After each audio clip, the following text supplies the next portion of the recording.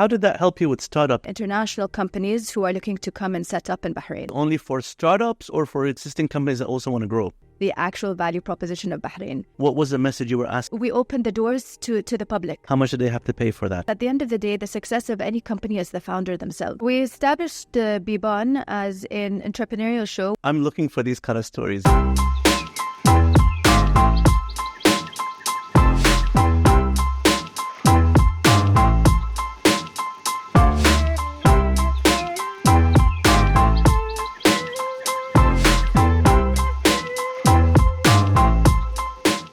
A lot of you have heard of the company Hope Ventures. It's been involved in Bahrain for the past 4 years in so many ways, especially in the entrepreneurial field.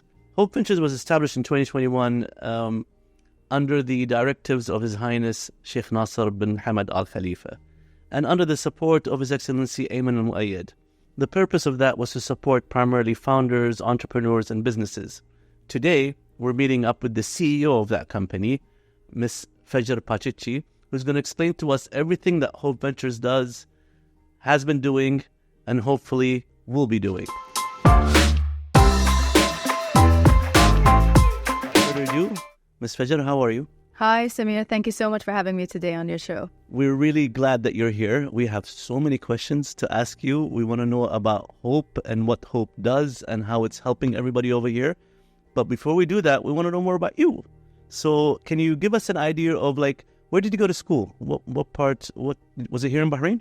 Yes. So I think if I take you back to school days, I mean, those were a very long time ago. I actually studied in St. Christopher's. The exciting thing about St. Christopher's is that it exposed me to a lot of cultures. So I started my journey at St. Chris.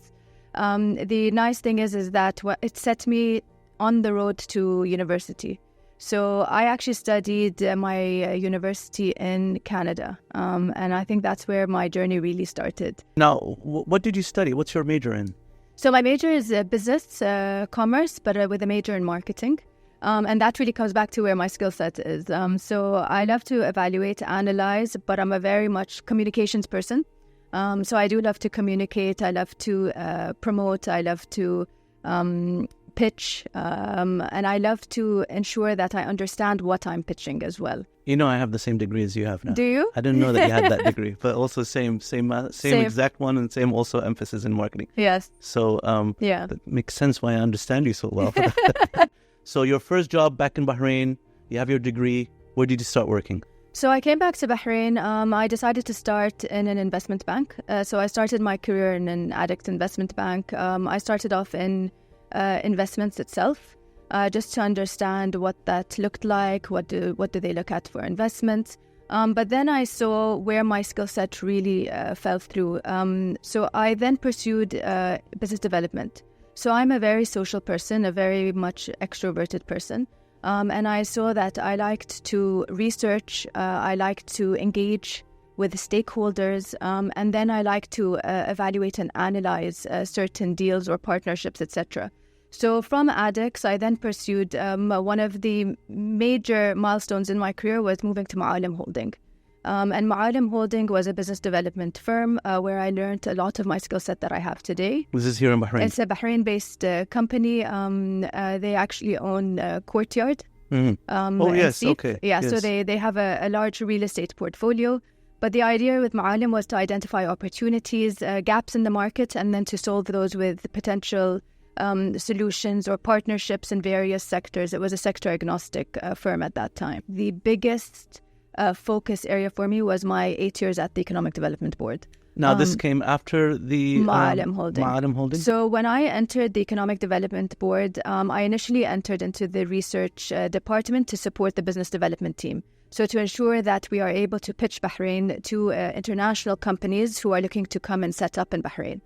Very soon after, the management saw that, yes, I can research and assess and put together the presentations, but I was very strong on the front of pitching the actual value proposition of Bahrain. So then I quickly moved into the business development team, and then I grew within the technology and innovation team. So I started handling the technology and innovation, and under technology and innovation sat startups. because at that time, the startup ecosystems were growing not only in Bahrain, but across the world. Right. So I moved from the research department into the business development department, where I focused on technology and innovation, and I was handling the startup ecosystem as well. Of course, startup at that time, it was a growing sector, and it was the buzzword. So everyone was focused on the startup ecosystems, not only in Bahrain, but across the globe. So it was, how do we look at the Estonian startup ecosystem? Now, I didn't know the EDB focuses on the local also. So it has I didn't know. So Yeah. the EDB. So the primary focus of the EDB is to attract international companies to the country for economic development in certain sectors of opportunity. Now, for us to attract international companies, it was also about ensuring we were developing the local ecosystem to ensure that we're a place that is seen to international companies to come and set up. Makes sense. So there was a lot of policy advocacy. There was a lot of benchmarking against international ecosystems and ensuring that we could build that within Bahrain itself.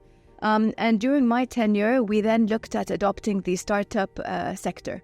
So it primarily meant, how do we build the foundation in Bahrain to allow companies to start their own companies or attract international startups to come and set up in Bahrain. So it was dual purpose of growing the local and attracting the international companies to come to the region. How did that help you with startups, though? During my tenure through the EDB, I not only focused on technology and innovation, I got exposed to the startup ecosystem. I worked with a lot of startups. I worked with a lot of stakeholders locally and internationally to ensure Bahrain was ready to adopt a startup mandate thereafter. And I think that's really what prepared me for the next phase of my career at Hope Ventures. Well, it makes all sense right now. Now I understand. Yes. You should be walking around with that kind of information every now and then so people know who you are and why you are where you are, because it makes perfect sense right now.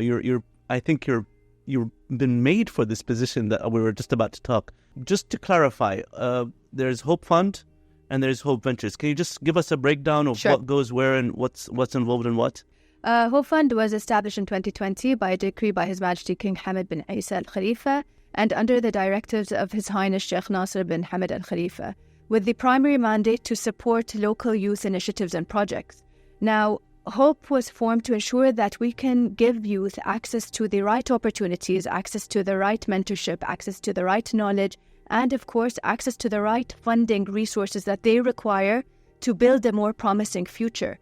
Of course, there's a lot of components that go into how do we create a framework and a pathway for youth to ensure that they are able to enter the entrepreneurial world.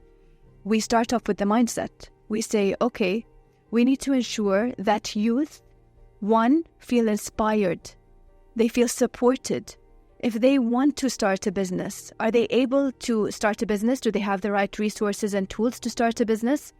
And if they want to pursue that business, do they have the right access to opportunities? Can they open the doors with the private sector, gain business exposure to be able to launch and grow their business? And then if they are able to launch their business, do they have the right financial support that they require to really grow and expand their business? And we looked at it from different verticals. And the first thing we determined was we need to tackle the mindset. We need youth to know that they will be supported.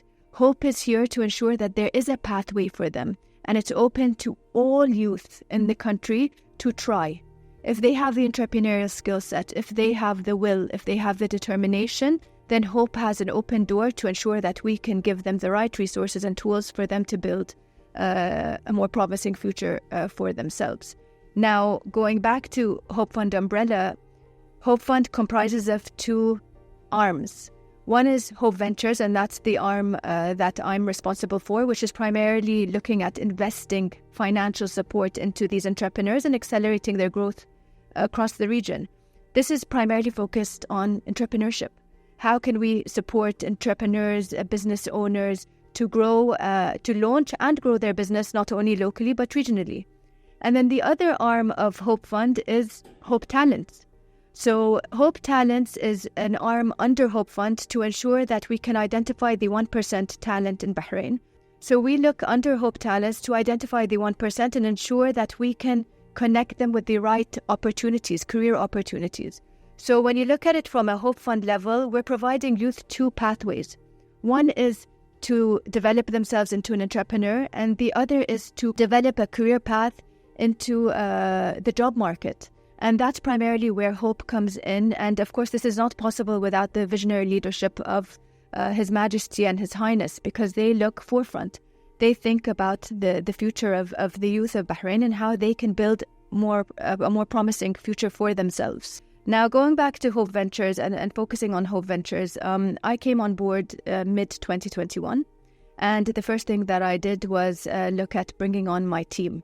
Now, it was very important to me. We are a youth initiative. I looked at bringing on youth that understood the sector, that were able to run hardworking, had the right entrepreneurial skill set. So we were looking for hard work, commitment, dedication, people that could hustle, people that could run, because the mandate was a very big mandate and a lot of expectation from the leadership. How did you find them? I mean, where did you look? Where did you find these? So, Samir, honestly, we have great talent. We have fantastic talent in Bahrain, and I always preach this. The talent here is uncomparable.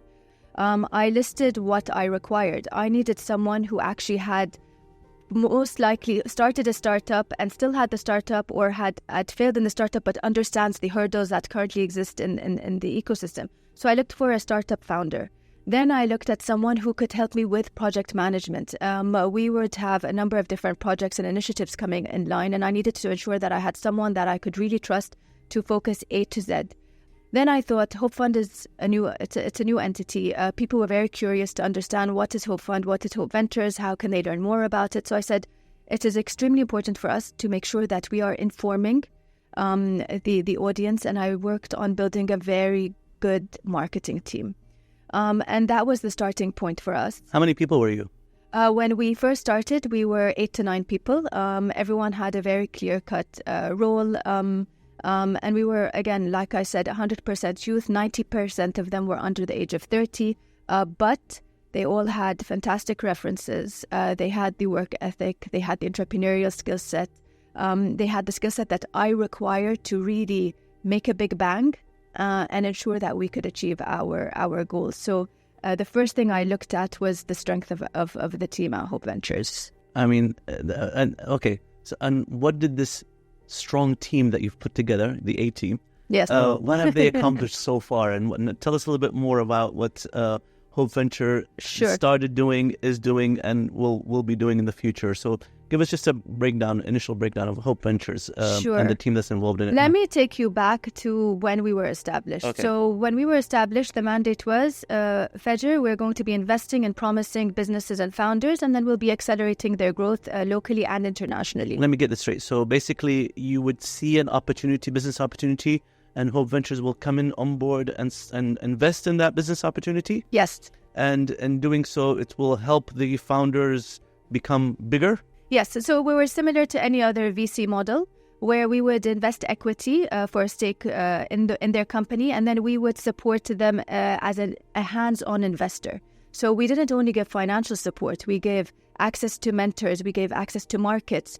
We reduced or eliminated any red flags that we saw as hurdles for that company to grow locally and internationally. And I always reiterate, the most important role for Hope today is, yes, we're majority owned by the government, but our role as a government is to facilitate, remove red flags, and ensure that these companies have the right tools and resources to grow, not only locally, but internationally. And that was our mandate: access to opportunity, access to financial support, access to knowledge. This is only for startups or for existing companies that also want to grow? So initially it was, let's find businesses that we can invest into. And this is where the journey starts off, and we start to see how we develop and evolve. So we looked at existing companies, and then we said, you know what? Let's take a step back. Let's evaluate the ecosystem. Let's identify what our hurdles are. And I saw a number of different gaps in the market. I saw, one, we didn't have enough knowledge building and capacity building in place. So from the entrepreneur side, they still weren't familiar with what it means to get an equity investment. What does it mean of bringing in a partner? What representation do they have on the board? what sort of governance do they need to put in place, because it goes from a personal business to an actual commercial business where you have partners, there's expectations, there's responsibility. So we saw a number of different gaps. Now, I can assure you, Fajer, as an entrepreneur myself, none of what you said is knowledgeable by any entrepreneur. Yeah. Entrepreneurs are like, I have an idea, I'm going to do it. And against all odds, it could be a silly idea, it could be an impossible idea, but we're going to do it, we're going to do it. And so all this, what you just referenced and what you just said, is so valuable to an entrepreneur, especially ones that are intending to scale up. Yes. So I definitely agree. And I'm saying, as somebody who's been in that, in those shoes, my focus was like, how do I increase sales and how do I start what I wanted to start? Exactly. But tell me what to do later. I don't know. Exactly. And we saw this gap, Samir. So immediately when I took the role at Hope Ventures, the first gap I identified was that the entrepreneurs and business owners didn't only require financial support, and it actually wasn't the largest hurdle that they had. The hurdle they had was, how do they create a business plan? How do they scale their businesses beyond Bahrain?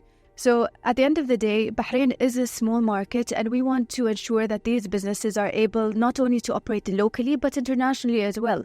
So the first challenge was, how do we ensure the entrepreneurs that we potentially will invest into, or that we want to see raise investment from the private sector, get the right knowledge and capacity building? So the first initiative we ran as Hope Ventures was a training boot camp. We had a program called Bidaya, which is for idea stage entrepreneurs. How did people get involved in that? Like, what did they... So we went out we opened the doors to the public.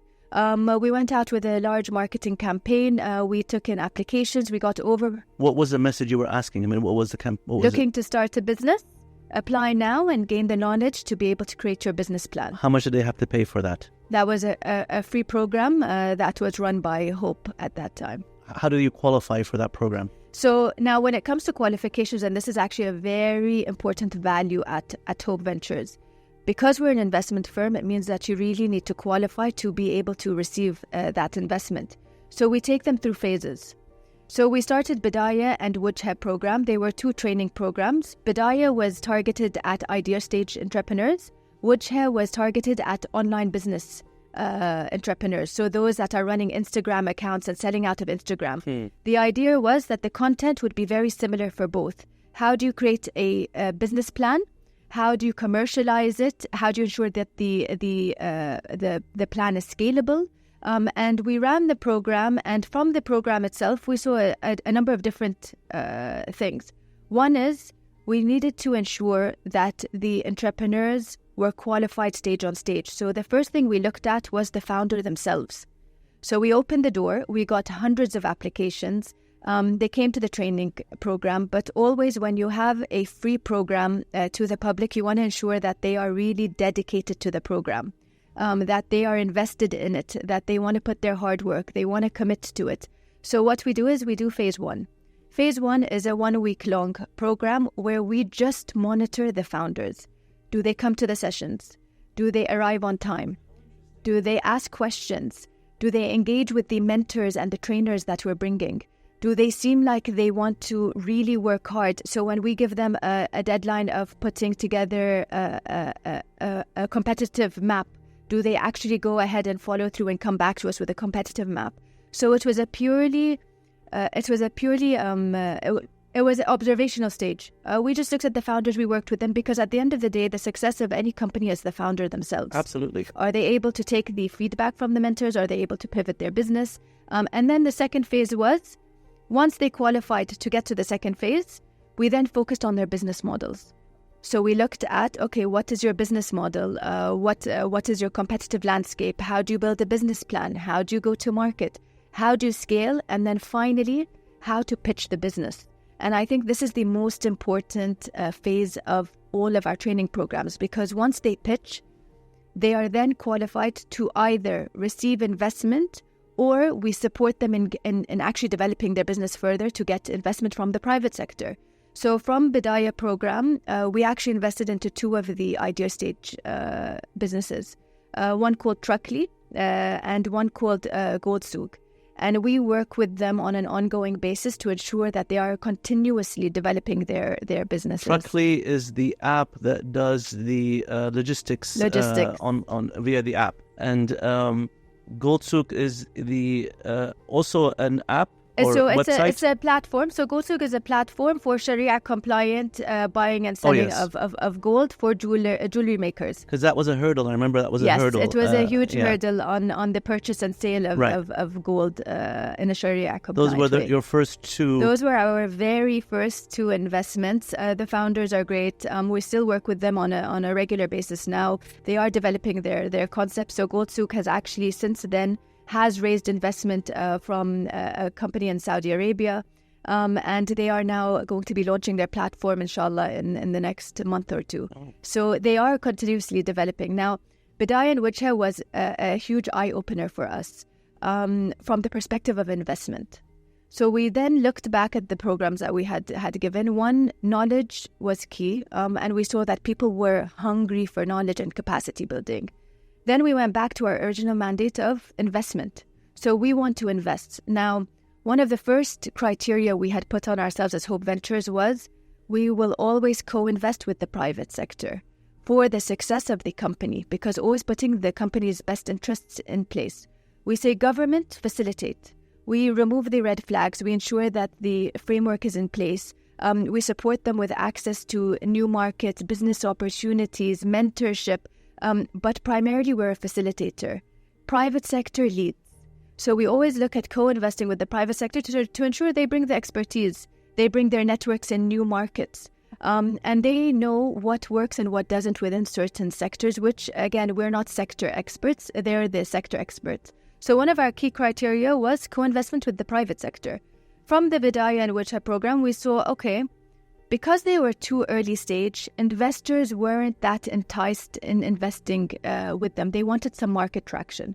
They wanted to ensure that these businesses and founders could actually build an MVP and at least generate 1 dinar of revenue.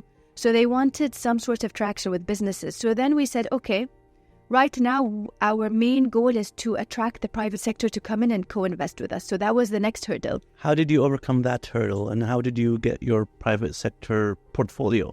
The first thing we did, Samir, and when I look back, I think this is probably one of the best things that we did, is we sold 10% in Hope Ventures.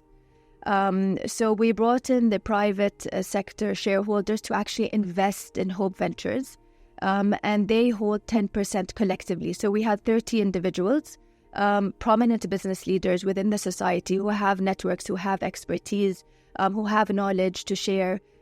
They invested in Hope Ventures, and it wasn't primarily for the funding aspect. It was because we wanted them to feel like they were invested in supporting youth. Right. They were invested in our mandate of growing companies. It was to open the doors for our portfolio and our investments and our initiatives to access the private sector. Now, their investment, that 10% of private investment that you got, is investing in Hope Ventures and everything that Hope Ventures manages, runs, and invests in, correct? So they have a shareholding at a Hope Ventures level. So today, Hope Ventures is 90% owned by Hope Fund and 10% owned by 30 individual shareholders. And that was the first phase of our journey to encourage the private sector to start investing with us in this mandate. And all those companies that you just mentioned, and some of the ones that you're going to be mentioning as well, all fall under the Hope Ventures. So technically, these private investors are owning Hope Ventures, which in reality they're owning everything else that they're investing in. Yes, so these are portfolio companies of Hope Ventures, and that was the first kind of initiative to bring the private sector to get the private sector involved with Hope Ventures. Now, the next idea from there was that when we get potential investments, we could also present them to the private sector to come in and co-invest at a portfolio level as well. So this was primarily how we started to engage with the private sector through the capital increase at Hope Ventures level. Then we said, okay, we need to ensure that the private sector knows that they can actually see success from local investments in SMEs and startups. And we said the only way to do this is to go loud. So we said, okay, how do we go loud? We'll think of a public platform to promote deal flow to private sector companies and entrepreneurs and angel investors, and encourage them to invest alongside Hope Ventures. So we thought of a concept which exists internationally. We thought of Barnamij Beban. This is the Shark Tank equivalent of the Bahrain version of Shark Tank. Yes. We established Beban as an entrepreneurial show where entrepreneurs come out, they pitch their businesses to a panel of investors for immediate investment opportunities. The idea of Beban was that it will open up access to new markets. So, for instance, if one of the companies was looking to access Saudi, we would put a panel of Saudi investors because they have the networks in Saudi, they have the expertise in Saudi. It allows cross-border investment deal flow. I mean, that is a business in itself. So yes. Is that what it has become now? It's become an independent entity, part of Hope Ventures? 100%, Samir. It is a 100% independent entity under Hope Ventures. Beban has seen a lot of success over the first 3 seasons. We've seen over $10 million worth of investment being invested into entrepreneurs and SMEs on the show. Regionally? Regionally.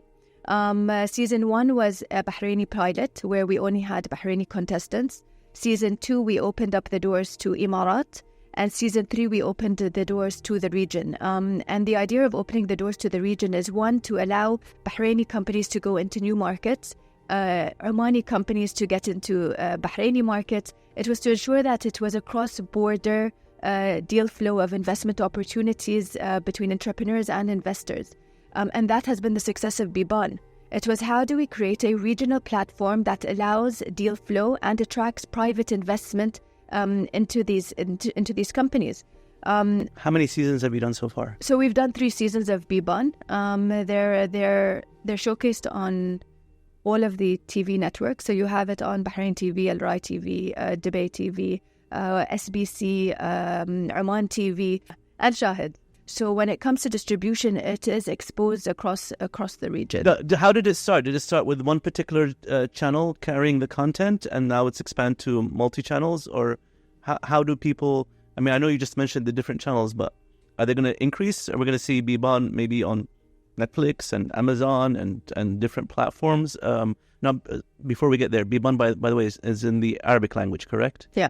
So geographically, we're limited due to the fact that it's in an Arabic language, so we have to stay within the Arabic realm of networks? No, so yes, it's in the Arabic language, and we have done this purposely. However, it has subtitles in English. So yes, although it's in this region, we are looking at exposing it to international markets as well. For international investors looking to come into the region and invest in certain sectors or opportunities. So we aren't limited just to this region. At the end of the day, there are a lot of companies, international investors, angel investors, VCs, who are actively looking to actually enter the region. And this is a great platform for them to identify existing deal flow where they could come in and invest.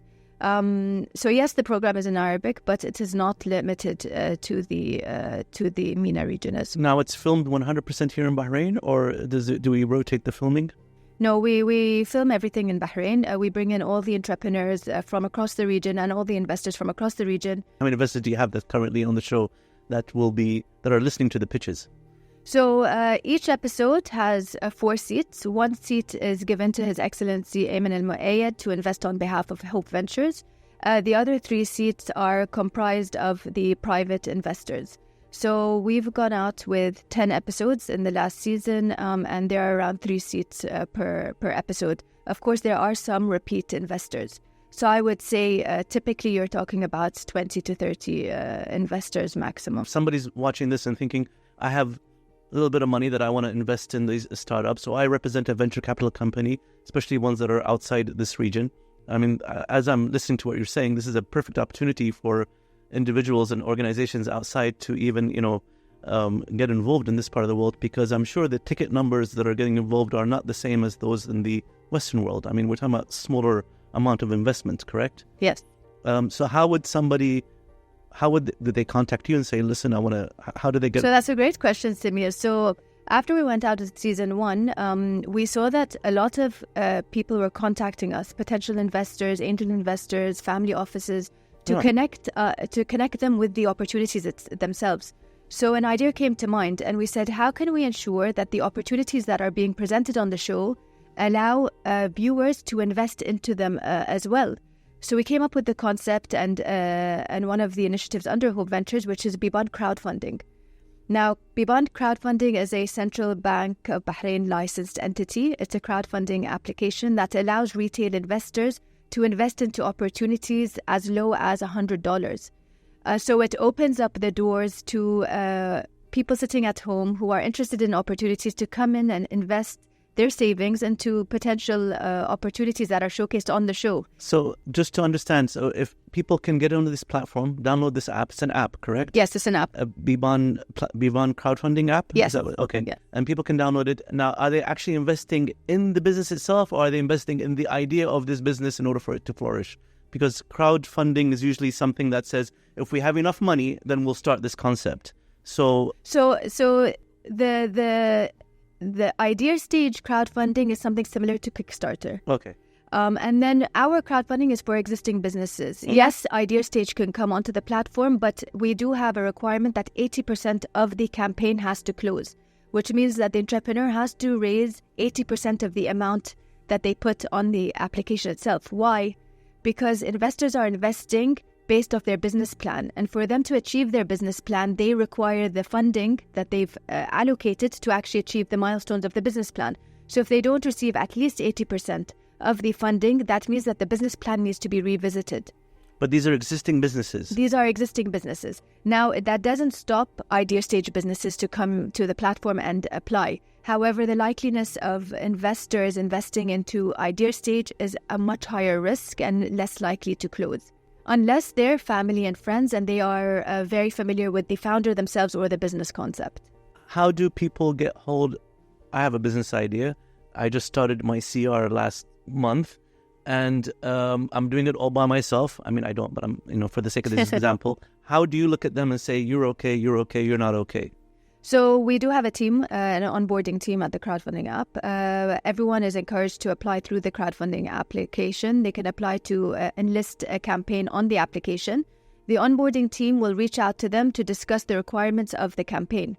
Now, if they're an existing business, there are certain requirements that we need to adhere to, such as audited financials, business plan, what's their go-to-market strategy. So there's certain requirements that would be required. But Fajer, these entrepreneurs don't have a business plan.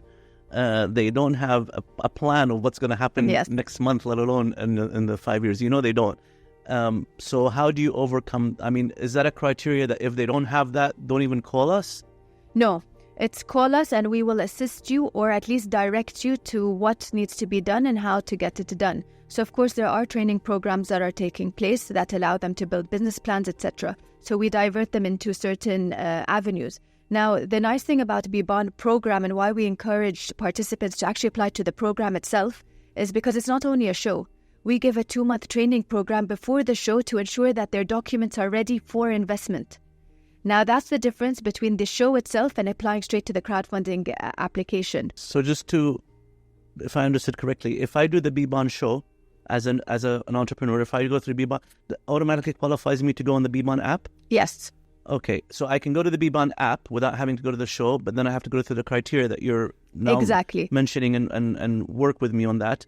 Or if I go to the Beban show, which is a little bit more, there's training, as you said, involved in it, and you need to qualify them and you need to kind of like explain to them how things work. That in itself, regardless of how successful I was on the show. So even if I didn't get any people investing with me in the show, even if I didn't manage to convince any of the investors that my idea or my business is worthy, I would still be able to go to the Beban app, crowdfunding 100%. app, and tell everybody else in Bahrain or outside Bahrain. Correct? This is open for anybody. Yes, it's open to the region. So you don't have GCC residents can also be investing into through the app as well. So just like a normal CR in Bahrain, it's open to any citizens of any part of the world. Technically, it's basically on the Bahrain. Wizarat al-Tijara, they're the ones who set the criteria of who can invest and who can't, correct? No, so going back to how the application works. Today, the application is a regional application. Campaigns can be opened from across the region. So you apply to the crowdfunding application and the onboarding team will then reach out, go through the criteria required. So we do have a set criteria based off if they're an idea stage or if they're an existing business. The criteria will differ. If they don't have the requirements, then the team will work on supporting them or diverting them to the right program or individual who can support them in preparing their documents to be enlisted onto the crowdfunding platform. Now, once they're on the platform, they then open up their campaign. So once they've gone through all of the onboarding, KYCs, and they received the approvals of the platform and compliance, they're listed onto the platform. It goes live. Once it goes live, we promote the application through, so the campaign owner will promote their campaign through their social media channels or their marketing channels and encourage investors to go invest through the crowdfunding app. Investors can come and invest if they're GCC residents. So they go through an onboarding process as well through the application, ensuring that we're adhering to the Central Bank of Bahrain regulations for onboarding. So they can invest through the application. If the campaign is not successful, the funds are returned to the investors. Oh. Yes. If the campaign is successful, we then proceed with legal requirements of registering the company with the new shareholder, which is the Beban crowd. This is something done by you guys? Yes. You take on all this responsibility of registration, because that in itself is a headache. Yes, that's part of the requirements of the Beban crowdfunding app. So what it is we work on behalf of the entrepreneurs and on behalf of the investors. We facilitate the flow of funds, and we ensure that the legal framework is in place to ensure that we protect the entrepreneurs and we protect the investors. Now, Beban app, crowdfunding app, is only for Bahraini CR existing CR? No. Campaign holders from across the region can apply to the app. So the crowdfunding app, as the Barnamij itself, it's a regional thing. It's not just for Bahrain or in Bahrain or exclusive to... Similar to the TV show, it's a regional platform as well for fundraising. So we connect entrepreneurs with potential investors, and these are retail investors. So they don't need to be sophisticated investors. They could put as low as $100 into the campaign to invest in certain opportunities that they've seen on the show or off the show if they've just listed on the crowdfunding platform. Does Hope Ventures have an office in Saudi Arabia or UAE? Because judging by what you're saying, it's becoming a regional entity. Definitely something worth exploring, Samir. But as of now, the way that we work is with partnerships. So today, yes, we're based in Bahrain. So the operational team at Hope Ventures is all based in Bahrain. However, we partner with entities within the countries that we're engaging with. So, for instance, when we look at Oman, we partnered with the Omani SME Authority in Oman, and they support us in ensuring that we promote the initiatives, that we get entrepreneurs, that we support them with fundraising. So we work on ensuring that we have a partnership in every country that we go to. When we went to Emirat last year, we partnered with Khalifa Fund, who inshallah the coming year we were looking to partner with the Mohammed bin Rashid Innovation Fund. So the idea is that we go into every country with someone who has a strong foothold within that country in the startup and SME ecosystem. What about Western world? What about the European market and the North American market? And the reason I ask you this is because I know personally of startups in Bahrain that have successfully managed to gain venture capital funds from the US, because there's a lot of these venture capital companies in North America and in Europe that are, they have bigger pockets and they're a little bit more experienced and they're willing to, take these risks and these chances. And the knowledge that they have, as we said, I mean, they've seen something like this before, so they might think this is the next thing in this part of the world. So do you work within that part, or are you willing to work within that part of the market? 100%. We haven't accessed the international market outside the MENA region as of now. But the idea is that we will start to focus as a VC, as an investment firm, which means that we will be reaching out to potential partners, not only in the region, but outside the region as well. So it's something definitely on our roadmap. We haven't reached there yet, but something definitely we will be considering and exploring as we move forward. Now, today, I think one of the best examples is we have invested into a company alongside Silicon Valley Plug and Play. Now, we got that contact and that opportunity through someone within the region. So we're utilizing our contacts and our networks within the region to support us with getting international investors. Yes, this is a short-term solution, but down the road, we want to build those affiliations and associations directly with the investment firms and VC partners abroad. So definitely, you touched on the exact point. We need to build an investor network first, locally and regionally, and then internationally. So we just need to ensure that we're part of that investment network. Are you open to partnering the Beban show with something similar that's already existing in the European or the North American market, or is it just some entity that you want to just keep it as it is and establish its own brand? And 100%. The idea of Beban is that it continues to develop year on year. It gets restructured. We want to put it on an international level. So definitely one of our roadmaps and one of the trajectories that we're moving towards is how can we ensure that we can partner with international players to make Beban a much larger show. So it's definitely something that Hope Ventures is open to exploring down the road. Okay. And we're talking about how many businesses that Hope Ventures has successfully partnered up with, helped, assisted so far. You've been in operation for about 3 years now? Yes. Just under or just over 3 years? What were we talking about? What have you done? In the last 2.5 years of establishment, we've invested in around 19 companies.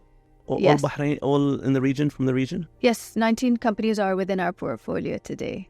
Wow. We're talking about approximately, can you say that? How much money does that entail? So yes, we've invested into 19 companies. We've invested approximately $3.2 million into those 19 companies. Of course, like I had mentioned, within all of our investments, we bring in the private sector. So although we've invested $3.2 million collectively, it's a lot higher. Have they all been successful? Are they all going to be successful? Or this is the nature of the game, is that you see potential? I mean, I know you're doing a due diligence, which I've heard. I heard everything you said, and I think it's amazing that you're doing all that. So definitely, you're how shall I say, filtering the ones that you're interested in. But give us an idea. Like, are they all going to be successful? I mean, the reason I'm asking you this question is because I want people who are hearing this that have a business idea or a business to not be scared and come and approach you. I mean, even I don't want to say the silliest idea, because my idea might be great to me. It might be not so great to somebody else, my business idea. Yeah. But you're open to anybody to come in and explain or show you their business concept, correct? 100%. Samir, we always say, and we've always said it and reiterated it from the beginning, Hope Ventures is here to facilitate access to opportunities, to knowledge, to financial support. So we're open to all ideas and all business opportunities. Now, it's unrealistic to say that all business opportunities will succeed. There will be some that, due to market, they don't succeed. And we want to encourage entrepreneurs that, you know what, you can come, try. As long as you have the dedication, hard work, and commitment, we will support you. If you fail, get up and try again. Failure is fine. And we want entrepreneurs and business owners to know that failure is fine and you can persevere. You can pivot your business. You can try again and establish a new one. But we just want to ensure that we are a vocal point for opportunity, for knowledge, and for financial support. So we ask entrepreneurs, come to us with your idea. If you need support in terms of mentorship, we'll bring you a mentor within the sector that you require or the field that you require. This is all for free? Yes. So mentorship comes from our private sector network. And that's primarily why we created a private sector network. So we can tap into potential mentors who can support entrepreneurs. So through our training programs and through the Beban program, we ensure that we couple every entrepreneur and business owner with a mentor or a trainer that can build upon the initial idea or the business that they have, to give them insights that maybe they didn't think of, maybe things that they could pivot or change in their business. So we always say it's not about you succeeding, it's about you putting your effort, ensuring that you put your hard work, dedication, you're devoted, you take feedback well. So all the entrepreneurial skills that a founder requires, because at the end of the day, Samir, and we've seen this a number of times, entrepreneurship is difficult. Tell me about it. It is very difficult. So if you don't encompass the entrepreneurial skills that are required, maybe entrepreneurship is not for you. And that's what we're telling people. We're saying, try it, because we want you to build a more promising future. If in the future you think that entrepreneurship is the path for you, fantastic, because we supported you in building those skill sets. If you think getting a stable income job is the career path for you, 100% we support you, and we support you through Hope Talents, because Hope Talents is about finding opportunities and talent. So we, under the Hope umbrella, ensure that we give youth a pathway to success, a pathway for a better future, a pathway to ensure that they are part of building their future and to the best of their ability. So what we're trying to do is just expose individuals, founders, business owners to entrepreneurship. And we don't expect them always to succeed. It is a tough sector. It's tough owning a business. It's a culture shock as well to those who haven't tried it before. When we come back to success stories, why do we showcase success stories, first of all? Because we want to inspire the next generation that, you know what, that's relatable. That could be you. You could succeed tomorrow if you try and build an empire of your own. The best example is Ahmed Faraj from Lumify. Now, Ahmed Faraj was part of our Beban Season 1 cohort. And I remember him very clearly. He was the first opportunity that I invested into. So Lumify was with us from the very, very beginning. I saw Ahmed Faraj, and again, he holds the entrepreneurial skill set that you require in entrepreneurs. He's hard work, he's a hustler, he's dedicated, he doesn't take no for an answer, and he's passionate about what he does. So he has the experience in educational learning, and he wanted to take that. He saw an opportunity in the market, and he approached us for Beban Season 1. When he came to us, he was looking for investment because he didn't even have a runway of 6 months left for the company. So he needed to start paying salaries. When he pitched on Beban, the panel of investors comprised of ourselves, JEO Capital, and 2 Saudi investors, angel investors. Because of the investment that he received from the panel, he was able not only to get funding, he was able to enter Saudi. He got accepted into a Taqaddim accelerator, into MISC accelerator in Saudi, thankfully because of the angel investors and the networks that they had in the market themselves.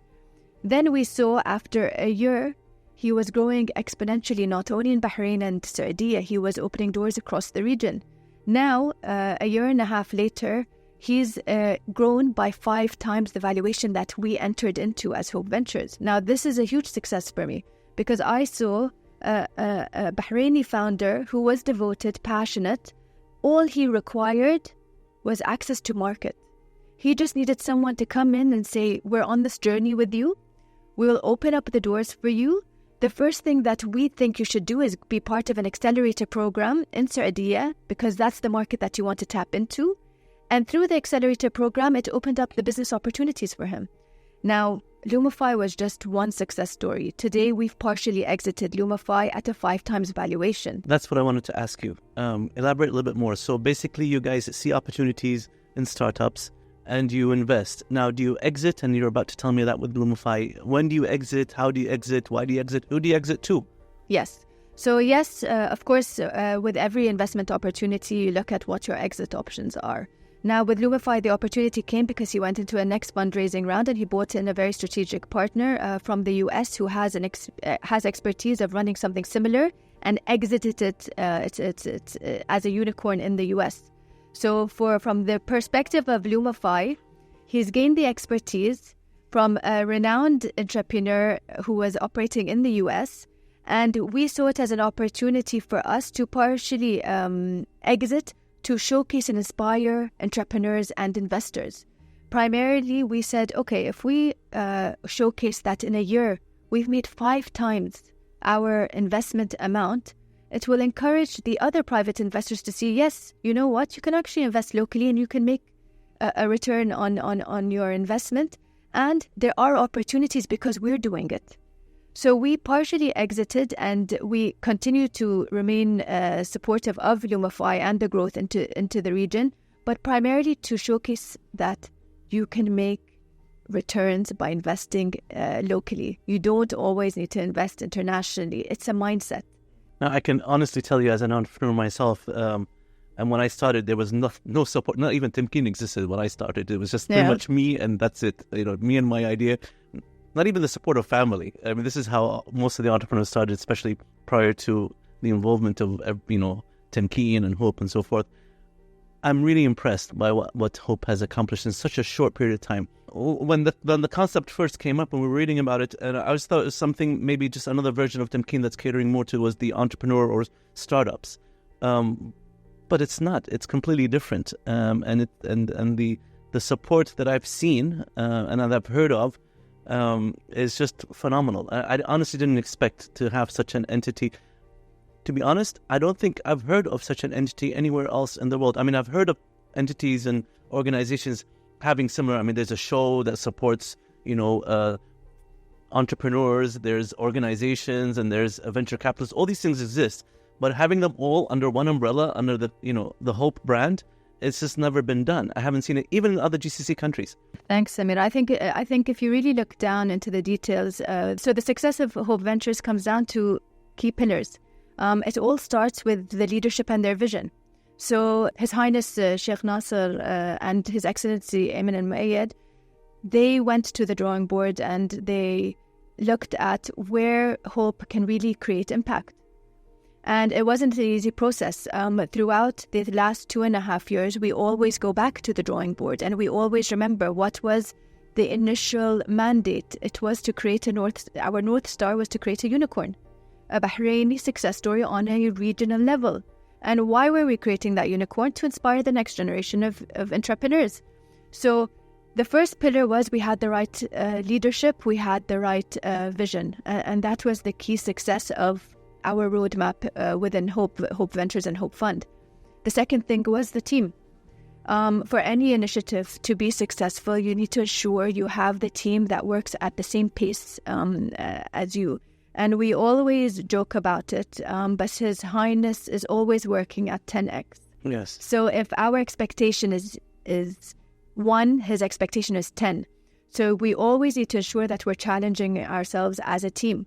And that was the second part of the puzzle. So first we had the right leadership in place and we had the right vision in place by leadership. Then we got the right team. Then when we got the team, it was trial and error. It was, how do we try an initiative? Let's go back and see if it worked, if it didn't. So we constantly evaluate ourselves. And we look at what worked and what didn't, what worked with other stakeholders and their initiatives, and what worked with our initiatives as well. So it's okay for us to fail as well. And we always say this, like it's okay for entrepreneurs to fail. There are programs that we would probably launch that might not work. But if we don't try it, we'll never know. Correct. But it's always about ensuring that we're developing and we're improving the initiatives that we come out to under the Hope Ventures umbrella. So like I told you, we started with Bidaya and Uchi. Then we saw to get the private sector more involved, we needed more established companies with traction. So then we moved into Beban. And Beban focused on established companies that have traction and that can actually raise investment from the private sector. When we went into that, then we said, okay, what's the next hurdle we have? We don't have a physical space for the graduates of Beban to come together, congregate, share knowledge. And we looked at establishing HQ. What is HQ? HQ is a co-working space that brings together entrepreneurs, corporates. Hope is even situated in HQ co-working. Hope Quarters. Yes, so it's Hope Quarters as well. And the idea is that we ensure that there are events taking place to share knowledge. We encourage the entrepreneurs to share knowledge. We've also set up a shared services within the space. Now, this is only for companies affiliated with the Hope concept? No, ventures, or it's open to public. Anybody that's coming into Bahrain. Anybody who's looking to establish a company or to set up in Bahrain or has an existing company can come and use HQ as a co-working space where they can build their business plans, work on their businesses, and engage with the community. What are the advantages of that? I mean, first of all, where are you located and what are the advantages of being part of that? Because there's other entities in Bahrain that have a similar kind of business concept. This is a co-working environment kind of thing, right? It's a known concept. Co-working is something that's it's established internationally. The benefits of having a co-working space is, one, to minimize your costs as an entrepreneur and SME. Generally, entrepreneurs and business owners like to change their work environment. Some people work from cafes, some people work from home. This is to give an affordable workspace should you require a space that is quiet and with shared services. So you have the printing services, you have the board meeting services, you have a reception desk, you have the coffee corner. So it's primarily how can you create a work environment at a very affordable rates. Where is this? We're located in Seif Mall, and we actually established HQ in partnership with Seif Properties. Like we invest and we co-invest into our portfolio, we also set up initiatives alongside the private sector. For this initiative, we partnered with Seif Properties as our real estate partner, and we operate the space as Hope Ventures. Currently, you have one location? Currently, we have one location. We established it a year ago, And we are seeing considerable demand of the space. We're now looking at expansion of the space, given that we're close to full capacity. I think, just giving ideas, because, entrepreneurs are always thinking of ideas. Yes. You could replicate HQ somewhere, say, in Saudi, and it could also satisfy the actual office for, Hope, and at the same time create which is what you're doing right now. So yes. we're not reinventing something. That's but what I'm the saying goal. is that you're making it much easier for Hope to expand by having HQ there. And so is this something you guys are planning to have something maybe outside Bahrain as well? Yes, you're ruining the surprise. But yes, the part of our roadmap and growth for HQ is to primarily start establishing presence around the region to allow entrepreneurs in Bahrain to access Saudi as a landing pad through the HQ co-working space, and vice versa. Saudi companies that want to come to Bahrain and want to use a workspace in HQ. So it allows cross-border physical interaction as well. You start to see a community form across the region of entrepreneurs, knowledge share, events, and access to shared services. This is actually, not just the shared services, I'm thinking a little bit beyond in terms of if I'm setting up a business in Bahrain, whether I am from Bahrain or coming from internationally, because it's open to any CR holder in Bahrain, correct? Yes. CR or non-CR holder. So it's a co-working space. You could come in and just say, okay, today I want to work from HQ. You could take a daily pass and you could sit in HQ. Okay. Yeah. Okay. I'm just trying to think that just being in that environment, because your office is there. You, as in Fajer, the CEO of Hope Ventures, is actually in HQ. Yes. So if I'm somebody who's just starting up or want to start up, I want to be among that type of environment. I want to be, rubbing elbows with somebody who is the CEO of Hope Ventures, or people that are working in Hope Ventures that have this knowledge. I want to be seen. I want to know what's going on. And I think this is what differentiates you from other type of co-working environments. Basically, you're not just giving them the facilities and everything else that comes out of the facilities, but you're telling them to be part of the community that they can very much grow into and benefit from 100%. And it's a bit more than that, Samir. It's when you're sitting next to another entrepreneur, you actually start to share knowledge because you have lunch together. Or you get a coffee together. Then you start to talk about each other's hurdles. I experienced this. What did you experience? And then you don't only share the failures of what happened in your business. You talk about the successes that have happened in your business, what worked, what didn't. So it's really about how do you encourage knowledge share between entrepreneurs and corporates. So we have a lot of corporate events that take place within the event. What kind of events do you host? So it could be, so we have various number of events. Some are related to entrepreneurship and some are completely non-related to entrepreneurship. They're open for public or only for people that are part of the HQ? Depending on the event and the event organizer. So what we try and do as a space is ensure that we are offering training courses to the people and tenants within the space itself as a knowledge capacity building aspect of the space. But then there's private entities who want to come and rent out the space, and it's their own private event, which they can invite their own attendees or open it up to the public. And that's where we come in and promote and market the events that take place. And HQ, in terms of affordability, is it within the same price range as what's currently going on? Very competitive with the existing co-working spaces in the country. The idea is that we want to ensure that they are affordable, competitive rates for all SMEs and entrepreneurs to start their journey or to continue to grow their journey. So they should be either the same or less than the existing market rate. Is Beban, a separate company right now, or is it going to be spawned as a separate company under Hope Ventures? So Beban is a separate entity under Hope Ventures, wholly owned by Hope Ventures. HQ is another entity which is also wholly owned by Hope Ventures. Anything else you have under Hope Ventures, such as HQ and Beban? Yes, so we have Incorporate. Incorporate is actually one of our exciting arms. It's our shared services arm. What we saw when we went to the market is that there is a huge gap in certain services that are shared amongst SMEs and startups. Today, a lot of SMEs and startups cannot actually recruit finance managers within their organizations. And they can't afford them. They can't afford them. It's not their core business. They want to focus on their core. So they look at outsourcing certain functions. So marketing, finance, legal, certain aspects of the business, which they can outsource at a more affordable rate. So we set up Incorporate, and the primary objective of Incorporate is to offer shared services to SMEs and startups at competitive rates to allow them to focus on their core business. So we have a bookkeeping service, we have legal services, Company formation, shareholder registrar, contracts is also provided. And then we look at marketing as well. These are all the services that we currently provide under Incorporate. Now, as we continue with the Incorporate journey, we identify new opportunities. So now we're looking at establishing a new IT consultancy company under Incorporate that will also support companies that are looking to digitize.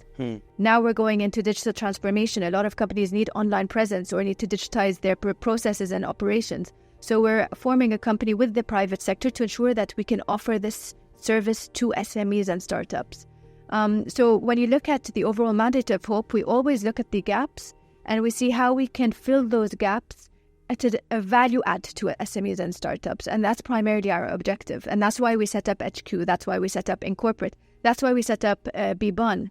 So as an investment firm, we look at addressing the gaps while we continue our core mandate of investing into portfolio companies. Now, Incorporate is only for people that are part of HQ, or can anybody? It's basically you're helping company formation. Yes.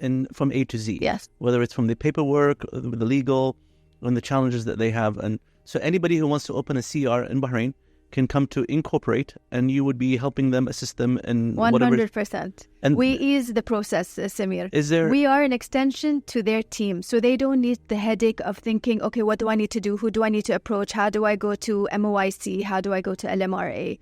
Focus on their core business because we want you to grow, and we'll take care of the support services that you require. So is it a monthly fee that we pay to Incorporate to have all these things? It's per service, because every company has a different requirement. Someone might just want to register their company. Someone might need bookkeeping services. Someone might need support liaising with the auditors. So we look at it on a case by case, and we offer them the service which is relevant to their business at the most competitive rate that they should find. Those services that you're providing them, are they also part of the Hope organization, or are they independent? So, for example, the legal part, or the notary part, or the marketing part, I mean, are they all part of the same under the Hope, or do you outsource some of that? No, so that's a very interesting question, and actually a really good question. So we have Incorporate, and under Incorporate, we've actually acquired a Bahraini bookkeeping company, Ideal Solutions. So we've acquired 30% in Ideal Solutions. It's a Bahraini-owned, youth-run entity for bookkeeping. So that's a company which we've acquired 30% in. Then you have company formation. That's an in-house service provided. So we have employees who are focused only on company formation, contract, shareholder agreements, etc. Then you have marketing, again, an in-house function. Then you have IT, which we're going to be expanding into in the next coming months. We're partnering with the private sector to establish this IT company, which will have their own resources employed in this IT company. I'd like to suggest something to you guys. Sure, go ahead. If you can come up with some kind of a subscription model, as an entrepreneur who, let's say I have my office in HQ, or I don't have my office in HQ, but I'm considering, if there is some kind of a subscription model whereby I'm talking about Incorporate over here, whereby I pay depending on my entry level, depending on the options that you give me, whereby with this kind of a monthly package, I not only get my HQ presence, but I also get this much of 1, 2, 3, the legal, a bundle deal, and I'm paying this regardless monthly because it's already part of a Hope company. I mean, some of those things you just told me they're already part of your organizations. So, and if I want to up that, if I want to say I have my auditing also done once a year, then, part of my subscription could be X amount, which includes an audit, because now you have to have auditing, of course, for your company once you have a company. It just makes it easier for me instead of hiring individuals, the legal team, and also it makes it easier for me in terms of like, I may not need this service right now, but I might need it in 6 months' time. But if I have them already on the books, if they're already part of my growth or part of my monthly fee that I'm paying to HQ/Incorporate, then I think a lot of people might actually subscribe to that kind of thing, depending on their growth level. Yeah. Great suggestion. We can look into it and see how it works once we run the. Because you're compiling such a team, within Incorporate, you have so many other companies that are being. I mean, it's companies with companies. It's a great idea. What you guys are doing is phenomenal. I'm just trying to think of different ways you can.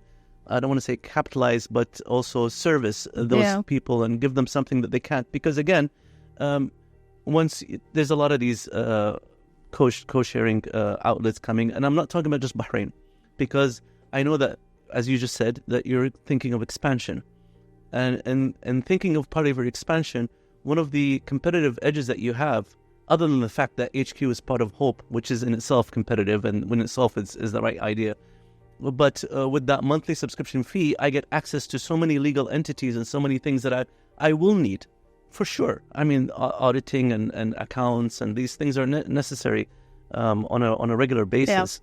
Yeah. But I'm just thinking, like, even when you're out there, when you're in Saudi, how to capitalize to capitalize on this thing and do something, because it's already part of your portfolio. It's another idea. See, it's just entrepreneur ideas just flow out of the mind of entrepreneurs. So I think, going back, what is the criteria for us to invest into startups and entrepreneurs and established businesses is, one, the founder, how strong the founder is and how capable they are of taking the feedback, pivoting their model, etc. Two, their business model. So is their business model scalable? Can it access international markets? Is there growth opportunity? Three, what's the likeliness of us getting private sector co-investment? Because at the end of the day, we will invest with the private sector, and we want to ensure that we could find the right partners to come in with us to grow their company and accelerate the growth of their success. And these factors, of course, look into the market dynamic. Does the business make sense within the current market environment, etc.? Now, these are the criteria which makes our process very selective. We put a criteria, we then assess the founder capabilities of the business, the market assessment, and the co-investment opportunity, and that takes us to our portfolio companies and the investment that we actually provide them to. So let's use an example over here. This is an example. I have a little tiny ice cream shop that I created the recipe, and I have my CR, and I'm cooking from. Actually, I'm doing it from my house. Okay, I haven't even got a place. So I know what I have is good because I see my Instagram responses and people liking what I'm doing, and but it's ice cream and it's a little bit complicated. I don't know why I said ice cream, but this idea could be applied to any business. But I'm just saying something from the house. And I want to expand. I believe in what I'm doing. I believe and I'm very happy with what's going on. I'm about to leave my permanent job that I have, my corporate job, to pursue this. Do I walk into HQ and Seif and go knock on your door and say, Fajer, I have an idea? I mean, how do I approach you?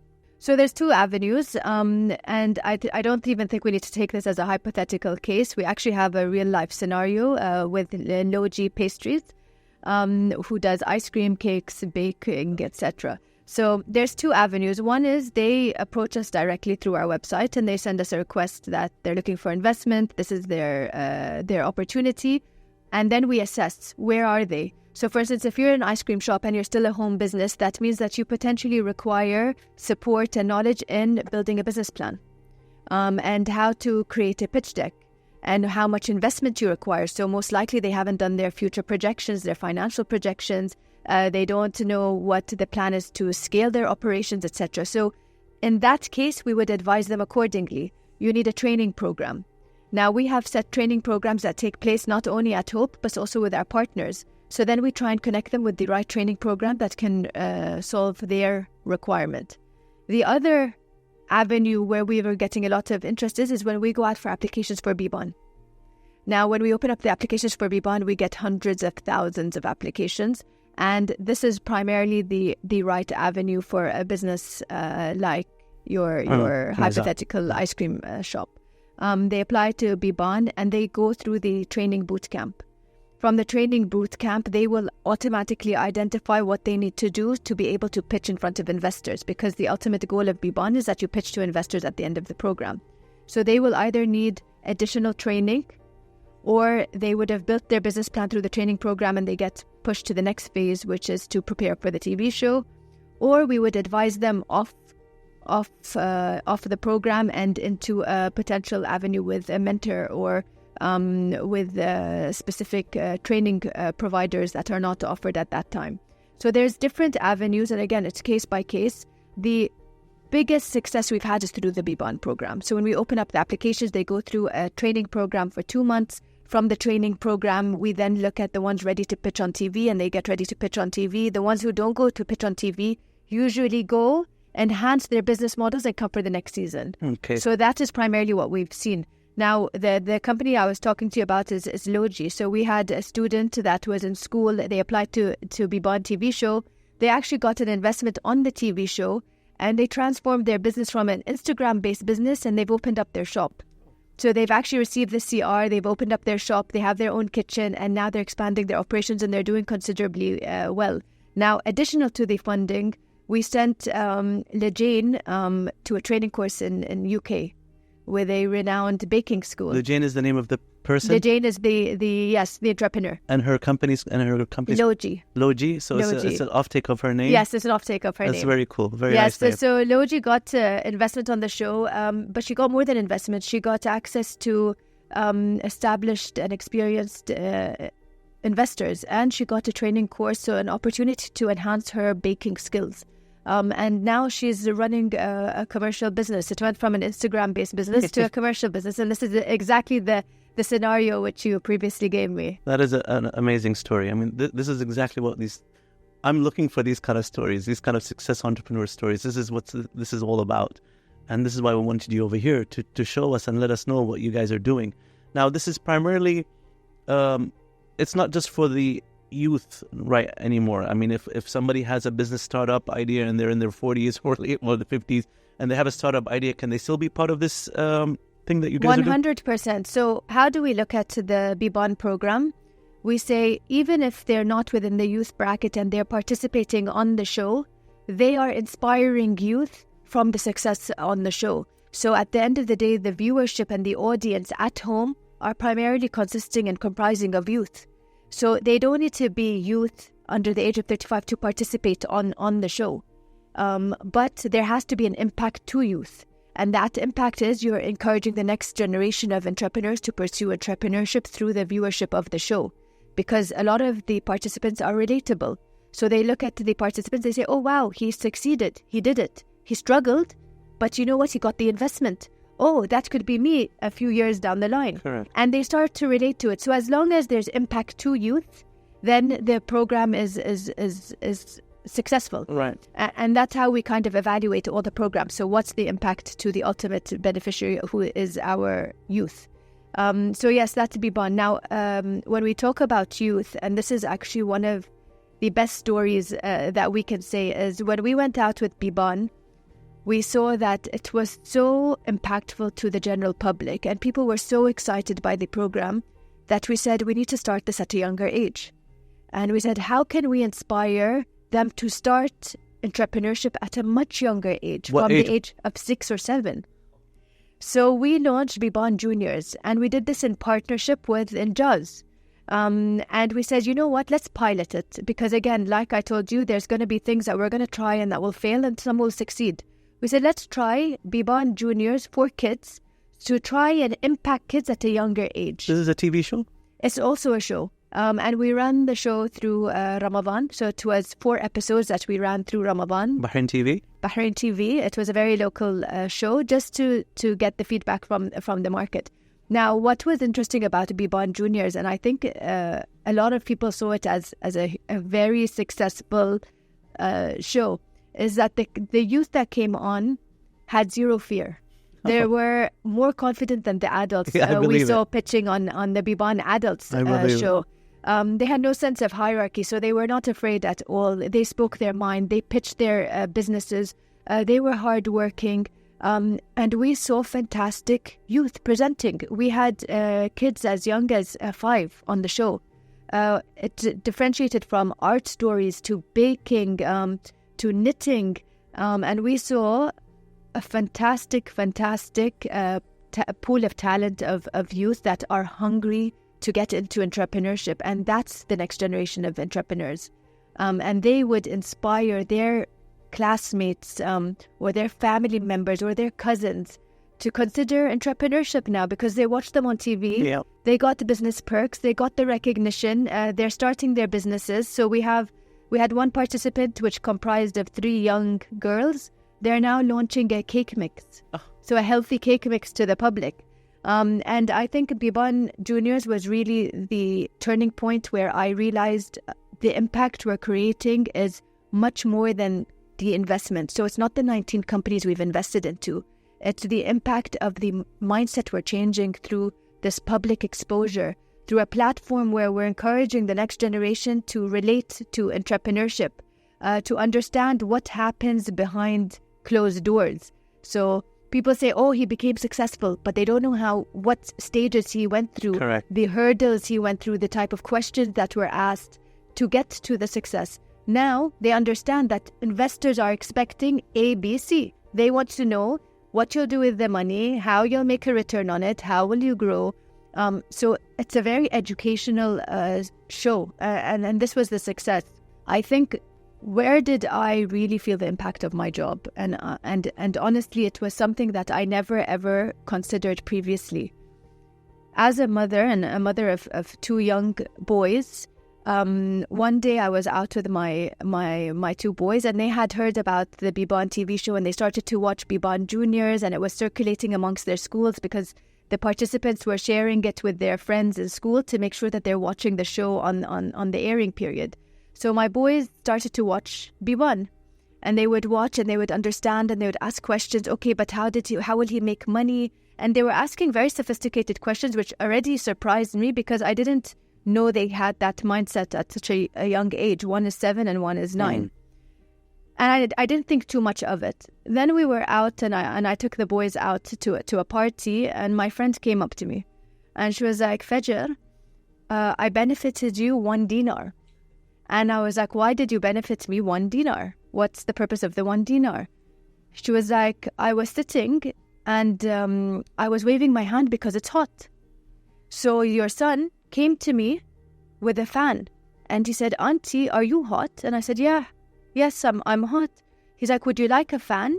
She's like, oh, that would be amazing. Yes, I want the fan. He's like, okay, but 1 dinar. And although I should be embarrassed, I was so proud. Because what did he do in that scenario? Yeah. He saw the problem, Yes. that she was hot. He went and he found a fan. I don't know where he found the fan, somewhere within the party. He took the fan and he took the opportunity to go and sell the fan to her. And just that thought process, I assure you, would never have been on his mind if it wasn't for Beban. Absolutely. Because now his thought process became, how do I create value from a gap that I see? I create an opportunity and I create value because I want to save money. And today, that same son is now saving money, and every month he goes and he's like, okay, with this money, I want to buy gold. More fans. So yeah, fans is definitely an option, but it's the theory that he took that and he created his own business opportunity without me doing anything, Samir. So I wasn't involved at all. All he had to do was watch Beban, get inspired that they're making money, and he thought of an opportunity on his own. So that was, I think, the huge turning point for me within my role at Hope Ventures, that I didn't realize how impactful this role really is. Yes, I see the numbers on paper, and I see and I see the actual investments that's going out and the viewership of Beban, but I don't know the actual impact. Is it changing a mindset? Because when we created Beban and we went to the drawing board, His Excellency Aymen made it clear we need to change a mindset so that people can relate to entrepreneurship. And that was the goal of Beban. And this was clear that we were very successful in actually changing that mindset, and we're encouraging and inspiring youth without enforcing it. So they just watched the show. Willingly. They're doing it themselves. They're seeing the benefits, Because now it's become part of their norm, because they're exposed to it. And I think that was the day that I really felt grateful that we have a platform like Hope, and it's thanks to the leadership and His Majesty and His Highness and His Excellency for giving us this platform to inspire the next generation of youth. I think you haven't even seen the success yet, because as you said, the success is not just in the companies that you're doing, which that's financial success. That's something you're going to see in the books and realize how good your investments were. I think the success you're going to be seeing, and that's in the next generation and the generation after that, and exactly what you're doing, which is exactly what you just said. You're basically growing the idea and the concept of entrepreneurship in such an early stage that you're going to, I think I'd say not even 10 years, I'd say in 20 years, you're going to see the impact of where Bahrain is going to be on a regional level just because of what Hope started. Yes. Going back to the Beban show, when is the next show going to happen? So we're currently looking at restructuring the show to take it to new heights, new levels on a regional and global level. So this started as an idea, now it became really a big, serious thing. It's a big, successful regional platform. You're like a producer now, movie producer, TV producer? My career has transformed. I've gone from business development, investments to producing. But I guess sky is the limit. I remember what I told you at the beginning. I never take no. I love challenges. I never take no as an answer. So I'm ready for the next stage of our journey. What are some of the hurdles that you're actually facing in the market that you're trying to overcome, whether it was in the private sector or whether it comes to regulations, or some of the hurdles that you can share with us that hopefully can be fixed, rectified? I think one of the primary hurdles that we consistently see with our portfolio is the access to business opportunities, Samir. It's unfortunate that the private sector and larger corporates sometimes prefer to go with more established companies rather than giving the opportunity to smaller startup companies. Now, when it comes to setting up companies, the biggest hurdle they have is that first client. Can you get a large corporate? Can you sign a large contract with an entity? And we've seen that hurdle with Lumify. So when we invested into Lumify, one of the key hurdles he had was signing contracts with large conglomerates, large entities, business owners, etc. Because he was still a startup, he was an SME.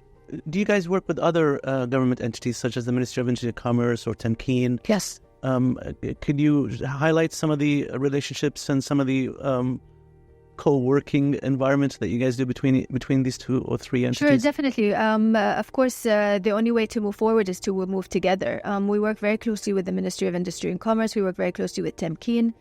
There is a national initiative to support startups and encourage entrepreneurship in the country itself. So when it comes to regulations, 100% we work with the Ministry of Industry and Commerce, and they are heavily involved as they have the SME Development Board under their wing as well. So if we have any hurdles, we approach the Ministry of Industry and Commerce and they resolve them accordingly. When it comes to Temkeen, there's a lot of accelerator programs, training programs, and even with Beban, we approach them to get their support in ensuring that we can align in terms of the training programs that we're offering. When it comes to participants, we look at the deal flow that's flowing through Temkeen and vice versa. They take the deal flow that's coming through Hope as well. We want to ensure that we work together to see that Bahraini unicorn and success story. And I think you can only do that, you work better together. Now, I have a question about the Bahrain Borsa, because I actually attended one of the events that you guys had where Hope Ventures is now listed on the Borsa. Yes, so yes, you're right. We recently had the launch of the listing of Hope Ventures on the Bahrain investment market. So for the past 3 years, we've been building the foundation of Hope Ventures. So we've been ensuring that the operations, that there's process, governance, that we have a clear strategy, where we're moving towards. And now we've reached a stage where we're on the road to growth. We've set up the foundation, we've identified the gaps, we've put initiatives in place. And now we want to ensure that through the BIM and our listing in the BIM, we open up new doors of opportunities. And it's really an easy way for our shareholders to buy and sell shares. This is an easy way for us to grow our company, and it's setting the road and pathway for the next chapter of our journey at Hope Ventures. Well, what does it mean? Can somebody go to the Borsa stock market and buy a share in Hope Ventures? I mean, what does it actually mean to the average person out there? So primarily, what does it mean? It means that the shareholders that are currently listed in Hope Ventures can sell their shares through the Bahrain investment market, and someone could buy a percentage of shares in Hope Ventures. The same shares that are currently being owned by the private investors, or there are other shares being offered via Hope Ventures? So depending on the shares that are being offered through the Bahrain investment market. So that could be through Hope or through the shareholders themselves. Other than Lumify, which I know is a success story, can you share with us some other success stories that you have, or potential success stories even? Definitely. I think if I was to look at our portfolio, definitely one of the companies that I would love to highlight is Parcel. Parcel we invested into alongside Jahids from Saudi Arabia, which is a unicorn based out of Saudi Arabia. And they are currently entering Saudi with Jahids.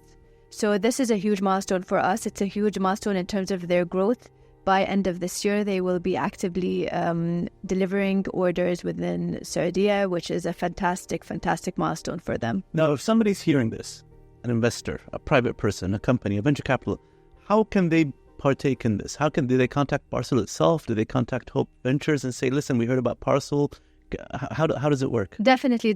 Parcel's going through a fundraising round for the growth of their entry into Saudi. Because Parcel is not on the Beban crowdfunding app. No. Right. No, Parcel's not on the crowdfunding app. However, they are opening up their fundraising round to access funds for their growth into Saudi.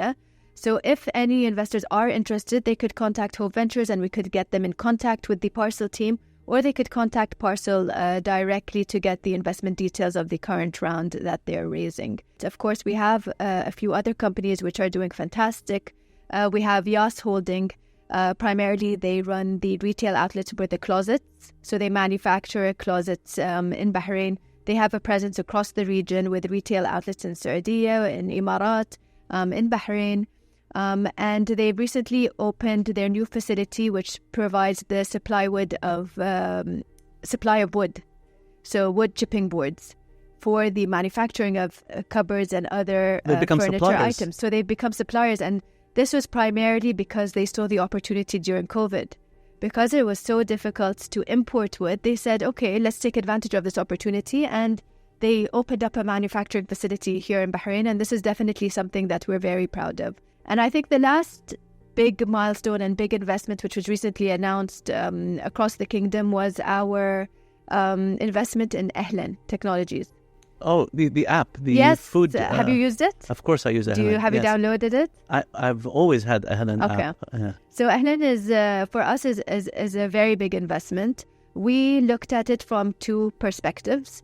One is we were receiving a lot of requirements from local food and beverage companies saying that they were having difficulty with other aggregators because the commission was so high. Yes, it is. And they were suffering. So a lot of the companies were saying, we don't know what to do because the commission is high. Some of them were forced to shut down, etc. So that was one issue we were looking to resolve. And then on the other hand, we were looking at supporting local youth. And we said Ahlan is an app that was created by local youth, run by two very strong founders. They've built significant market traction all alone, and they're ready to grow. So we looked at it with hitting two birds with one stone. We said, how can we support the food and beverage outlets with better commission rates that will allow them a platform to market and to deliver their food products, but also do it through support to local youth. And that's when we said, okay, we're going to be investing in Ahlan. Today, Ahlan is a delivery app, which is actually categorized as a loyalty app. And that's something maybe you know or you don't know. Me personally, I use Ahlan and I love the fact that I get credit. So I get cashback credit that I can use for every order that I use on the Ahlan app. And this is something that we're looking to build upon. How can we create Ahlan into a full-fledged loyalty program, not only for food and beverage, but also for flowers, for groceries, and for all the other verticals that you see? Internationally, there's a lot of loyalty programs. Who doesn't love a discount, right? Of course. Don't you love the offers and discounts? The concept of cashback is actually what makes people come back again. 100%. It's not only cashback, though. It's buy one, get one free. Oh. So it's offers as well. So it's the cashback concept, which is extremely attractive. But you also have the buy one, get one free. And in today's world, everyone loves offers and discounts. Right. Why not? If I could buy one burger and get the second for free, there, my kids are fed for the day. They're happy. So Ahlan is probably one of our biggest investments. They will be growing, so they're looking to obtain a higher market share, and we're going to be supporting them with all the resources and tools that they require to grow their app into not only a local but a regional super app, inshallah, down the road. I'm looking forward to that, actually. Yes. This could be our next unicorn. It could be. Which takes me to my final two questions. Where do you see Hope Ventures in the next 5 years or in the next 10 years? Yeah. So Hope Ventures primarily was established as an investment firm. We engaged in different initiatives to identify the gaps and opportunities because we needed to see a larger volume of deal flow. So primarily, if you were to tell me, Fajer, where do you see Hope Ventures in the next 5 years? I would say that we shift towards becoming a full-fledged investment firm where we have more deal opportunities because of the initiatives that are currently being done in Bahrain. For the accelerator training programs, we just need to ensure that there is a consistent flow of deal opportunities coming to us. Given that we've built that foundation, I see us in the next 5 years building a very strong portfolio. And not only building a strong portfolio, becoming a very hands-on investor and ensuring that that portfolio is in every country in the GCC. So the idea is taking the current portfolio, building upon it, and ensuring that we can get as much success out of that portfolio in the region. And then we go back to our North Star. Our North Star has always been to see a Bahraini success story, the next Bahraini unicorn. Now, we're going to put all our efforts in the next coming years to focus on our portfolio, the growth of our portfolio, opening up the doors, giving them the access to tools and resources to ensure that we could see one of our portfolio companies thrive on a global map. Now, with all this knowledge and exposure and experience that you've built, Ms. Fajer, this is really impressive.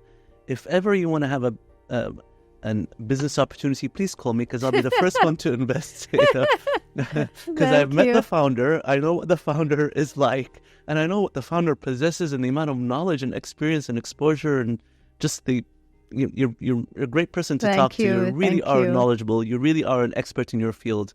I mean, hats down to you. I really think that you're giving me too much credit. Well, I believe His Highness and the Excellency. It's not me. It's the vision. It's the leadership. It's the team. It's all the components. Well, you're part of the team, and now I understand. It makes sense now how everything is working, and I hope you're always going to be there, part of hope. I hope. So I hope you'll always be part of hope. Because I think with such a vision and such leadership, definitely we're heading in the right direction. Thank you. Thank you so much for coming on board over here at Big Talk. I really enjoyed talking about everything that you said, and you clarified and explained exactly what Hope Ventures, what Hope Fund and Hope Ventures and the vision that's behind this and who's behind all this.